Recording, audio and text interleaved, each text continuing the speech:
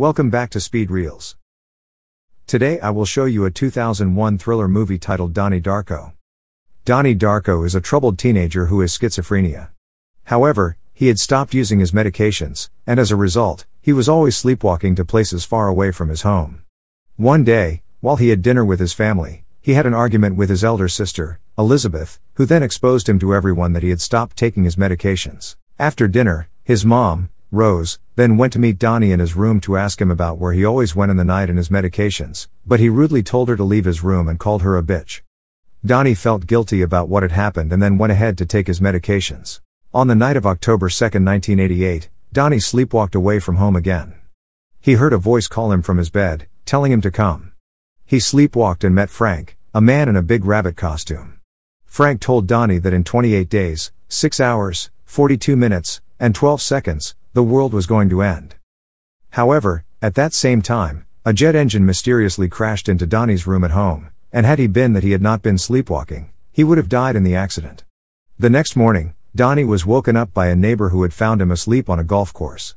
Donnie then hurried home to face the disaster that had befallen his home. Elizabeth told Donnie that the authorities did not know where the jet engine came from. As a result of the accident, the Darkos had to go and stay in a hotel.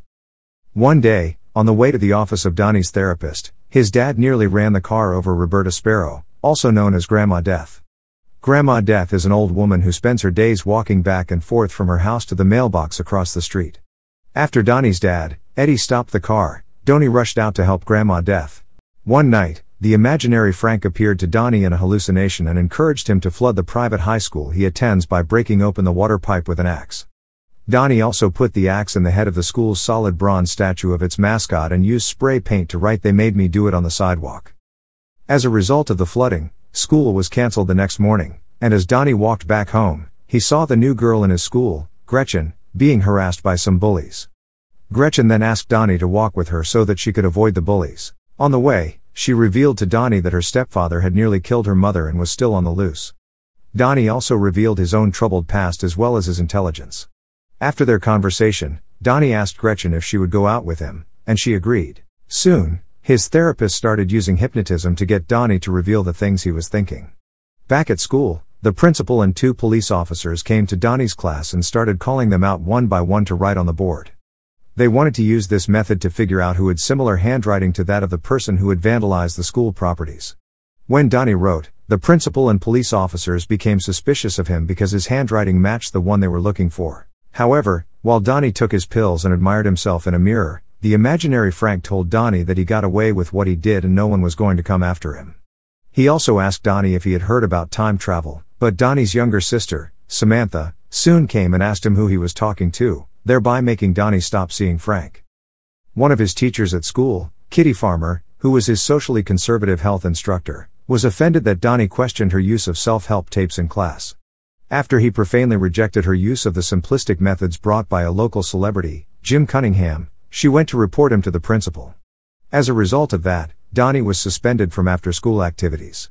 But his parents thought he was struggling from the effects of the crash of the jet engine crashing into his room. Donnie went to see Dr. Monidoff, his science teacher, one day and asked him about time travel because the imaginary Frank had mentioned it to him. The teacher then explained everything he knew about time traveling. He also gave Donnie a book written by Grandma Death, who had once been a nun and taught at Donnie's school. Dr. Monidoff told Donnie that Grandma Death suddenly became an entirely different person overnight, and that was when she left the church, started teaching science, and wrote the book. During his next visit to his therapist, Donnie revealed that Frank must have wanted him to talk to Grandma Death. He also told her what Grandma Death had told him the other day, that every living creature on Earth dies alone. While they had visitors one day, Donnie started seeing tubes of fluid light extending out of his family's chests, indicating where they would go.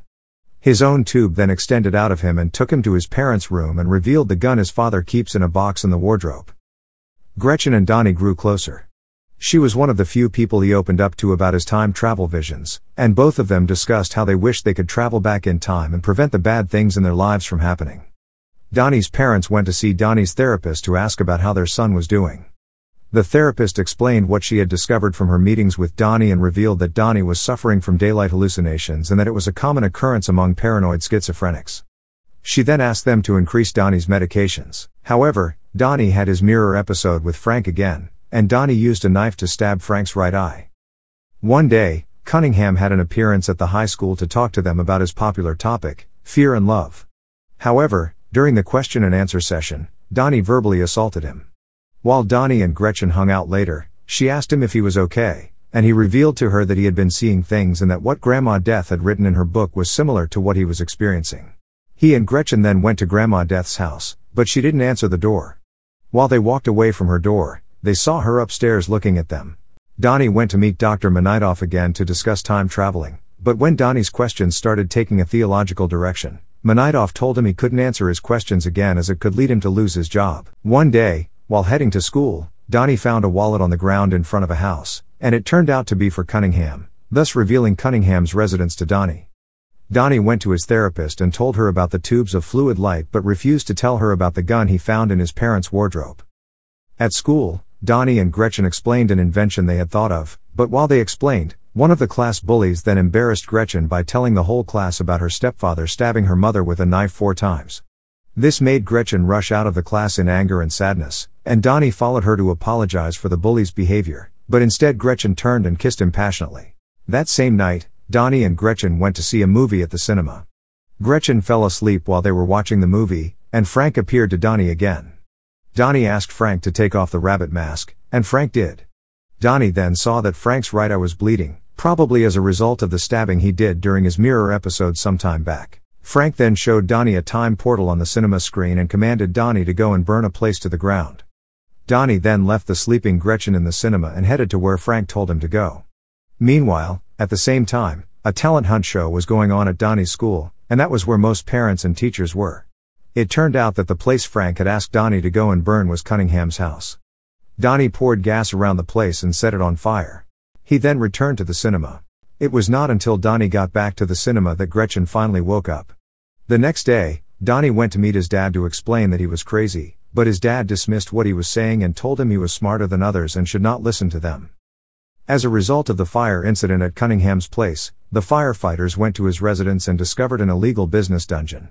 It turned out that behind the celebrity lifestyle of Cunningham, he operated an illegal business away from the eyes of the public. Kitty Farmer, a friend and devoted follower of Cunningham's, decided that she must lead the public defense of Cunningham and therefore asked Donnie's mother, Rose, to accompany the school's dance team, Sparkle Motion, to Los Angeles to appear on Star Search. Donnie's sister, Samantha, is Sparkle Motion's lead dancer. Rose had to agree to the request. Because Donnie's dad, Eddie, was away on business, it meant that Elizabeth and Donnie were left on their own. Before Rose left, she went to Donnie's room and saw a picture of Frank that Donnie had drawn.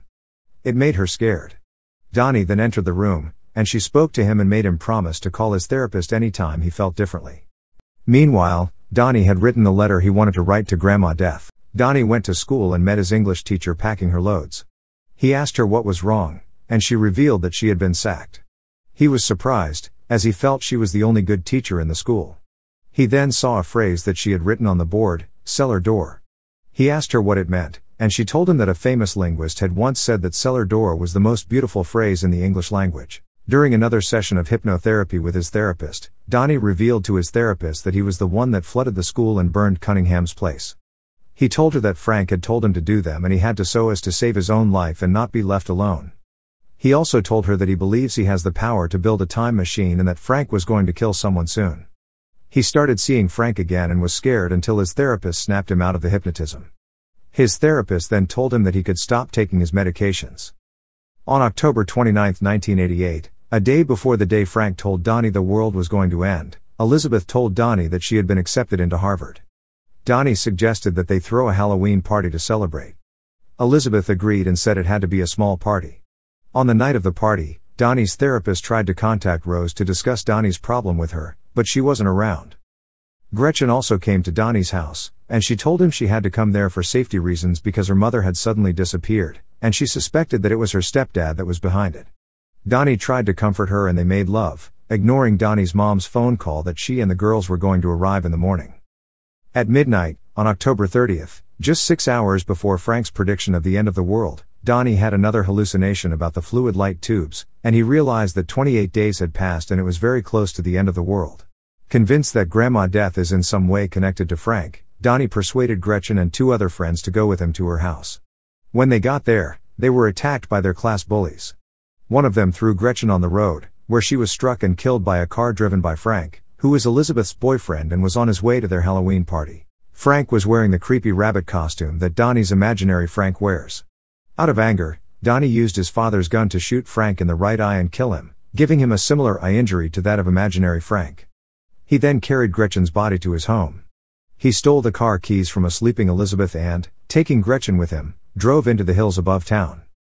From that point, Donnie could see a time tunnel forming over the town. The red-eye flight carrying Rose and Sparkle Motion entered the turbulence created by the time tunnel, and one of the engines on the jet broke free and fell into the tunnel. Donnie then looked at Gretchen with love and drove into the time tunnel. Later in the movie, it was October 2nd again. Donnie lay in bed, laughing and happy. Shortly after he went to sleep, the jet engine from the red-eye flight on October 30th crashed through the roof and killed him. Throughout the town, Dr. Thurman, Mr. Menidoff, Kitty Farmer, Jim Cunningham, and Frank were all suddenly troubled and sad.